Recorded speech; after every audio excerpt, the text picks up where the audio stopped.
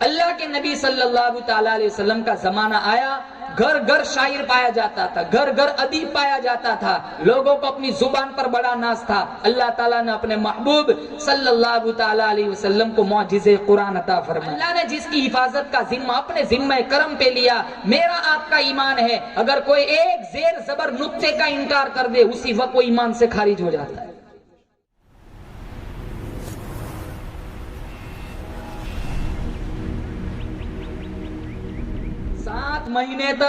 7 مہینے تک سورۃ الکوثر، کتنی مختصر سورت ہے، کعبۃ اللہ کی دیوار سے لٹکتی رہی۔ سارے عربستان میں یہ چیلنج تھا، کوئی ہے جو اس قرآن کی چھوٹی سی سورت کی کاپی لا کے دکھائے۔ 6 مہینے کے بعد ایک شاعر آیا، اس نے کہا، اس نے پڑھا انا اعطیناک الکوثر فصلی لربک وانحر ان شانئک هو الابتر۔ اس نے کہا مجھے قلم دو، اس کو قلم پکڑایا گیا، اس نے چوتھی آیت کی جگہ پر لکھا ما ھذا کلام البشر، یہ پہلے 3 کسی انسان کا کلام نہیں ہے۔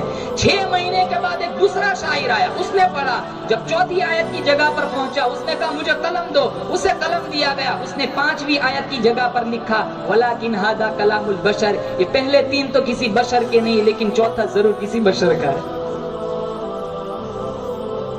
اور اللہ تعالیٰ کا قاعدہ ہے کہ اللہ نے ہر نبی کو معجزہ دیا، اس زمانے کے مطابق دیا۔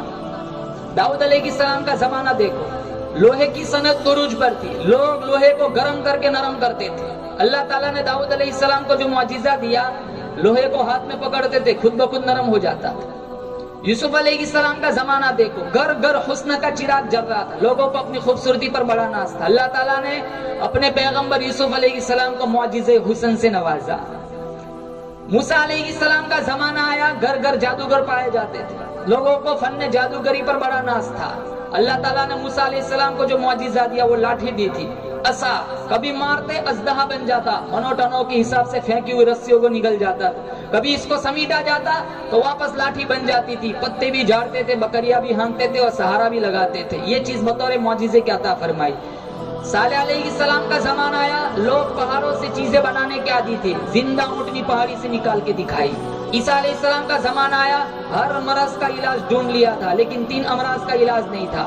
مادر ذات اندھے کو شفا نہیں دے سکتے تھے، کوڑی کا علاج نہیں تھا اور مردے کا ان کے پاس کوئی علاج نہیں تھا۔ یہ تینوں علاج اللہ تعالیٰ نے عیسیٰ علیہ السلام کے ہاتھوں میں رکھ دیے کہ کوڑی کے جسم پر ہاتھ پھیرتے شفا مل جاتی، مادر ذات اندھے کی آنکھ میں انگلی رکھ دیتے نور اتر جاتا تھا، اور مردے کے پاس کھڑے ہو کر کہتے تم بھی اذن اللہ، مردہ کھڑے ہو کے باتیں کرتا تھا۔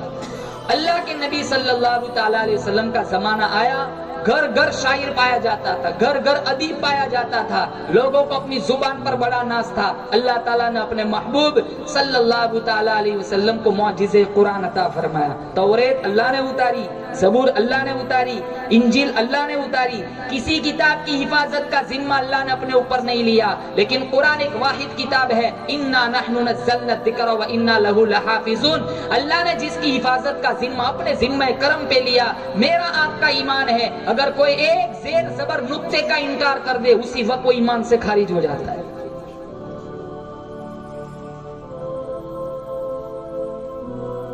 اور اللہ کے نبی صلی اللہ تعالی علیہ وسلم مسلمانوں جب قرآن پڑھتے تھے، ایک کافر لوگ پلر کے پیچھے چھپکے سے قرآن سنتے تھے۔ اخنس بن شریک، ابو سفیان، ابو جہل، ایک مرتبہ کا واقعہ ہے، آپ تہجد میں قرآن پڑھ رہے تھے، کالی چادر اوڑھ کے آتے، پلر کے پیچھے بیٹھ کے قرآن سنتے تھے۔ جب آپ کی تلاوت اختتام کو پہنچتی وہ چپکے سے سرک جاتے تھے۔ کسی پوائنٹ پر ملاقات ہوئی، ابو جہل بڑا نکما انسان تھا، اس نے کہا یہ غلط کر رہے یار، رات دن کو پتھر مارتے، رات کو قرآن سنتے، کسی نے دیکھ لیا تو کیا رائے قائم کرے گا؟ چلو وعدہ کرو اب آئندہ کل ہم 3 میں سے کوئی نہیں آئے گا۔ کہا چلو وعدہ اب نہیں آئے گا۔ اگلا دن آیا، اخنس بن شریک سوچنے لگا وعدہ ہوا ہے وہ دونوں آئیں گے نہیں، چلو میں ہی چلا جاتا ہوں۔ ابو سفیان سوچنے لگا وعدہ ہوا ہے وہ دونوں آئیں گے نہیں، چلو میں ہی چلا جاتا ہوں۔ اور یہی بات ابو جہل نے سوچی، وہ جو چنگاری لگی تھی وہ بجھی نہیں تھی، بدستور جاری تھی۔ اگلے روز تینوں آ گئے، پھر پوائنٹ پہ ملاقات ہوئی۔ ابو جہل نے کہا بھائی غلط کر رہے، چلو پکا وعدہ کرو اب آئندہ کل تینوں میں سے کوئی نہیں آئے گا۔ اخنس بن شریک سوچنے لگا پکا وعدہ ہوا ہے وہ دونوں آئیں گے نہیں، چلو میں ہی چلا جاتا ہوں۔ یہی بات ابو سفیان نے سوچی اور یہی بات ابو جہل نے سوچی۔ اگلے روز پھر تینوں آ گئے، پھر پوائنٹ میں ملاقات ہوئی. پھر ابو جہل نے کہا اٹھاؤ دیوتاؤں کی قسم, لات عزا منات ہبل 360 پال کے رکھے تھے, تو اب تو خدا کا مسئلہ آیا, تو تینوں میں سے کوئی آیا نہیں. لیکن اخنس بن شریک کو نیند نہ آئی, اس نے بڑا ڈنڈا لیا, ابو سفیان کے گھر گیا. ابو سفیان جھوٹ نہ بولنا, سچ بولنا, 3 دن سے ہم محمد کا قرآن سنتے, بتا اس کے بارے میں تیری کیا رائے ہے. وہ گول گول بات کرنے لگا, کچھ سمجھ آتا ہے کچھ سمجھ نہیں آتا. کہا چل ابو جہل کے گھر, ابو جہل سے ملاقات کی, کہا جھوٹ نہ بولنا سچ بولنا, 3 دن سے محمد کا قرآن سنتے, بتا اس کے بارے میں تیری کیا رائے ہے. تو وہ کہنے لگا پہلے سے اس خاندان میں بہت ساری چیزیں چلی گئی, نبوت بھی چلی گئی, ہمارے پلے کیا رہے گا. اخنس بن شریک کہنے لگا ایک جھوٹی انانیت کی وجہ سے اتنی بڑی حقانیت کو تو جھٹلا رہا ہے, تم دونوں کو آنا ہوتا ہو, میں چلا اس نبی کا غلام بننے. 10 قدم دور نہیں گیا تھا, ابو جہل نے تانا مارا, لو باپ دادا کا دین چھوڑ کے چلا. یہی ایک جملہ اس کی ایمان میں رکاوٹ کا سبب بن گیا. علماء نے لکھا یہی وہ آدمی ہے جو ایمان کے کنارے پہنچ گیا تھا لیکن ایمان نہیں ملا. سلمانوں, یہ دولت اللہ تعالیٰ نے مجھے اور آپ کو عطا فرمائی. آج ہم نے قرآن چھوڑا, آج قرآن کی آیتوں پہ ہمارا ایمان نہیں رہا, اللہ کے نبی کی زندگی چھوڑی. اللہ کا قرآن کہتا ہے وَأَسَرُّ النَّدَامَةَ لَمَّا رَأَوُا الْعَذَابَ, جو لوگ میرے قرآن پہ یقین نہیں کرتے, میرے محبوب کے فرمان پہ یقین نہیں کرتے, صحابہ کرام کا احترام نہیں مانتے, اہل بیت کا احترام نہیں مانتے, آئیں گے ایسا عذاب دور لگائیں گے. وَجَعَلْنَا الْأَغْلَالَ فِي أَعْنَاقِ الَّذِينَ كَفَرُوا هَلْ يُجْزَوْنَ إِلَّا مَا كَانُوا يَعْمَلُونَ. ان کے گلے میں توق ڈال کر, رسی ڈال کر گھسیٹ کر انہیں جہنم کی طرف لے جایا جائے گا. آواز آئے گی اِنَّا أَعْتَدْنَا لِلظَّالِمِينَ نَارًا أَحَاطَ بِهِمْ سُرَادِقُهَا. تمہیں کس نے بتلایا میرا قرآن بے وارثہ ہے؟ ارے ہم نے تو بڑا خطرناک عذاب تیار کر رکھا ہے ظالموں کے لیے. کس نے بتلایا میرا قرآن بے وارثہ ہے؟ دکانوں کے وارث موجود ہے, مکانوں کے وارث موجود ہے, دنیا کی ہر چیز کا وارث موجود ہے. کس نے بتلایا میرا قرآن بے وارثہ ہے؟ میں وہ بے نیاز بادشاہ ہوں, پانی پانی پکاروں گے, زبانیں کتوں کی طرح لٹک جائیں گی. وَإِن يَسْتَغِيثُوا يُغَاثُوا بِمَاءٍ كَالْمُهْلِ يَشْوِي الْوُجُوهَ. ایسا گرما گرم کھولتا ہوا پانی پلایا جائے گا, ایک کوٹ پیتے ہی انتڑیاں کٹ کٹ کر راستے سے باہر نکل جائیں گی. آسمان نہ تھا, زمین نہ تھی, چاند نہ تھا, سورج نہ تھا.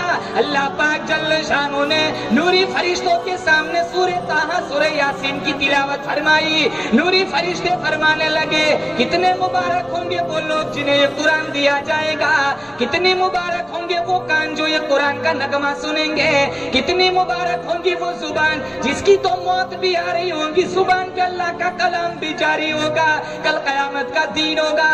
اللہ پاک جل شانہ کی طرف سے آواز آئیں گی میرا قرآن پڑھتے پڑھتے مرنے والوں کھڑے ہو جاؤ. ایک جماعت ایسی آئیں گی جن کے منہ سے کستوری کی خوشبو آئیں گی, سارا میدان مہک گیا, سارا میدان معطر ہو گیا. لوگ پوچھیں گے الہ العالمین یہ کون لوگ ہیں؟ جواب ملے گا تم دنیا میں اپنے اپنے وقت میں کجریوں کے گیت سنا کرتے تھے, یہ بھی میرا قرآن سنا کرتا تھا, موت آئی زبان اس کی تھی, کلام میرا تھا. مسلمانوں, یہ وہ کتاب ہے جو اللہ کے نبی صلی اللہ تعالیٰ علیہ وسلم نے کیا فرمایا, قرب قیامت میں حالات اتنے بگڑیں گے, لا یبقى من الاسلام الا اسمه ولا يبقى من القرآن الا رسمه مساجدهم عامرة وهي خراب من الهدى. اسلام صرف نام کا رہ جائے گا, اسلام صرف نام کا رہ جائے گا, قرآن صرف رسمن پڑھا جائے گا. مسجدیں زیب و زینت کے لحاظ سے آباد ہوگی لیکن ہدایت کے نور سے خالی ہوگی. حالانکہ یہ قرآن وہ طاقت ہے جو مردہ دلوں میں زندگی کی روح پھونکنے والا ہے. عمر ابن الخطاب کی کہانی یا نہیں معلوم, ارے ننگی تلوار لے کر چلے تھے نعوذ باللہ بانی اسلام کا خاتمہ کرنے, لیکن چند آیتیں سورہ طٰہٰ کی کانوں میں پڑی, سارا پروگرام چینج ہو گیا. پھر جب ان کی زبان سے قرآن کا نغمہ پھوٹا, کئی نوجوانوں کی تقدیریں بدل گئی. اللہ کے نبی کے زمانے میں عورتیں مسجد میں آتی تھی نماز پڑھنے, فاروق اعظم کے صدیق اکبر کے زمانے میں بھی عورتیں مسجد میں آتی تھی، فاروق اعظم کی ابتدائی زمانے میں عورتیں مسجد میں آتی تھی، بعد میں جب انہیں خطرہ لگا کہ عورتوں کا آنا کل فتنے کا سبب نہ بن جائے، انہوں نے قدغن لگائی کہ اب عورت مسجد میں نہ آئے۔ خیر جس زمانے میں عورتیں مسجد میں آتی تھی، ایک نوجوان لڑکا ایک نوجوان لڑکی کا راستہ روک لیتا تھا، 4-5 مرتبہ اس کی مزاحمت کے انداز کو دیکھا، وہ لڑکی کہنے لگی کیا چاہتا ہے؟ کہا میں تیرا عاشق ہوں، تیری ایک ایک ادا پہ 100 جان قربان کرنے کے لیے تیار ہوں۔ وہ لڑکی کہنے لگی میری ایک شرط ہے، کیا؟ لب کھول، تو کہ آسمان سے تارے توڑ کے لا، میں اس کی بھی کوشش کروں گا۔ وہ عشق میں ڈوبا ہوا تھا، وہ عشق میں ڈوبا ہوا تھا۔ کہا 40 دن تو عمر کے پیچھے نماز پڑھ، میں یہاں حسب وعدہ کھڑی رہوں گی، 40 دن کے بعد تو جہاں کہے گا چلنے کے لیے تیار۔ وہ لڑکا کہنے لگا اگر تو ملتی ہے تو 40 دن کیا 40 سال پڑھنے کے لیے تیار ہو۔ کہا نہیں 40 سال نہیں، 40 دن پڑھ کیا۔ 40 دن اس نوجوان نے عمر ابن الخطاب کے پیچھے نماز پڑھی۔ 40 دن کے بعد وہ لڑکی حسب وعدہ اسی جگہ کھڑی ہے۔ وہ نوجوان حیا کی چال چلتے ہوئے نظریں جھکاتے ہوئے اس کے پاس سے گزرتا ہے۔ وہ لڑکی کہنے لگی ارے پہلے میرا راستہ روکتے تھے، اب میری طرف دیکھتے بھی نہیں، کب سے تمہارے انتظار میں کھڑی ہوں۔ کہا خیر سے کھڑی رہے۔ عمر نے دل کا تعلق اللہ کے ساتھ چھوڑ دیا۔